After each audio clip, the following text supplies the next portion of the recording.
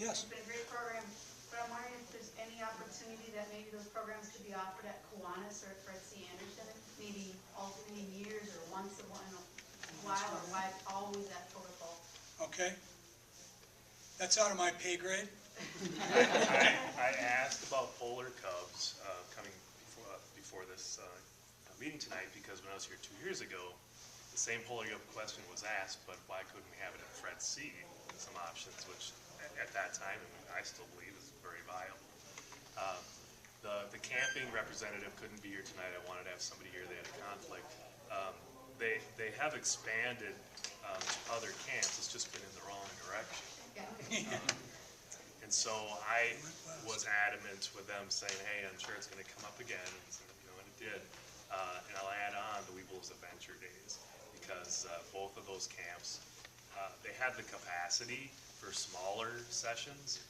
It's just a matter of making sure that we can transfer staff, because sometimes I think that's what they do, is they'll take the well-trained staff from Philippo that's doing the Weeble Adventure Days and send them to another camp to do something. We've had them do that for some of our Tiger Mania events during the summer when we've had people at base camp.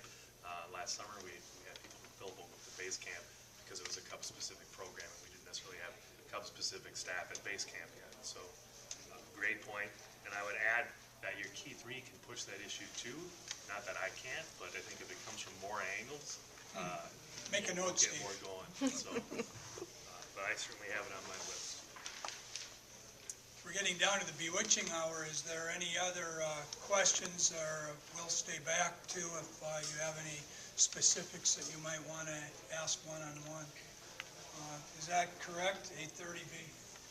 We can go as long as we need. Well, we're here for you, and we've talked a bit about program, facilities, scout shops and access, equipment, safety, any other components of representation that we can take back at the board or at the staffing level to serve our district.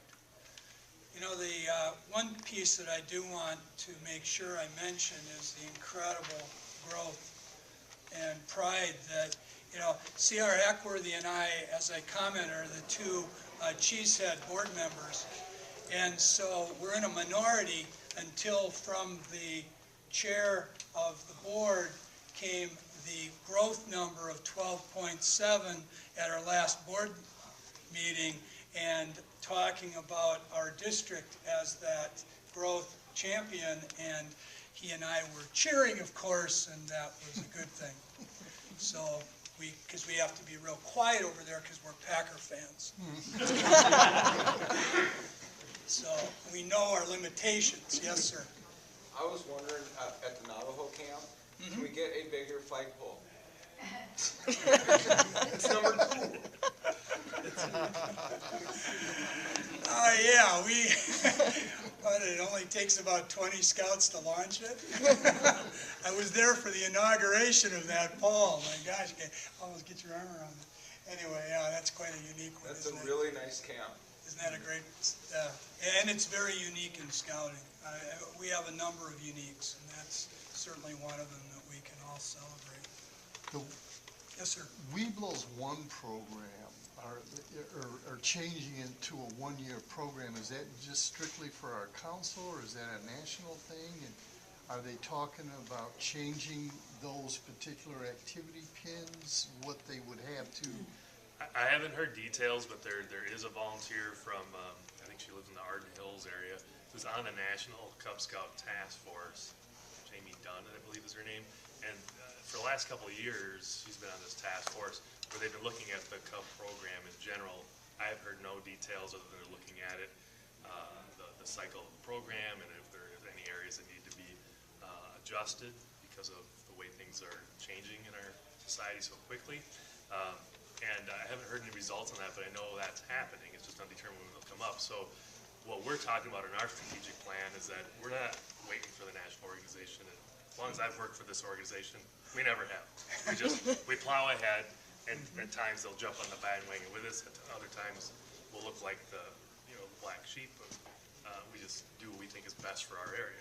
So we haven't got into the details yet. We just started this task force about this year 2015 plan, which your Keith was at about 2 weeks ago, one of our first meetings. And so we're really starting to dig into some of the nitty gritty of what that may look like, especially the timing, because not all of it will be able to roll right away.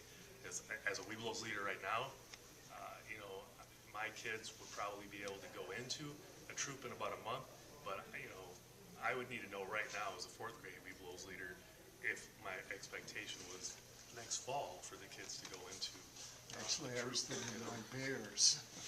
Yeah, so people have different opinions about that. You know, the troop that my boys go into, my older boys, they're concerned because they're a really heavily winter camping troop, and there's probably a lot of troops in your district that are like that too. They're not sure if they could get those young boys ready to do the type of winter camping like one of the leaders over here was talking about. But my response to them was, well then, grab one of the assistant scoutmasters like me, and we'll go over to Firseide and go in one of the cabins, you know, while you guys are out on the north side of camp, you know, backpacking up there, which is what they're doing tomorrow night. And they didn't think of that. Some of them have more tenure than I do in the program, so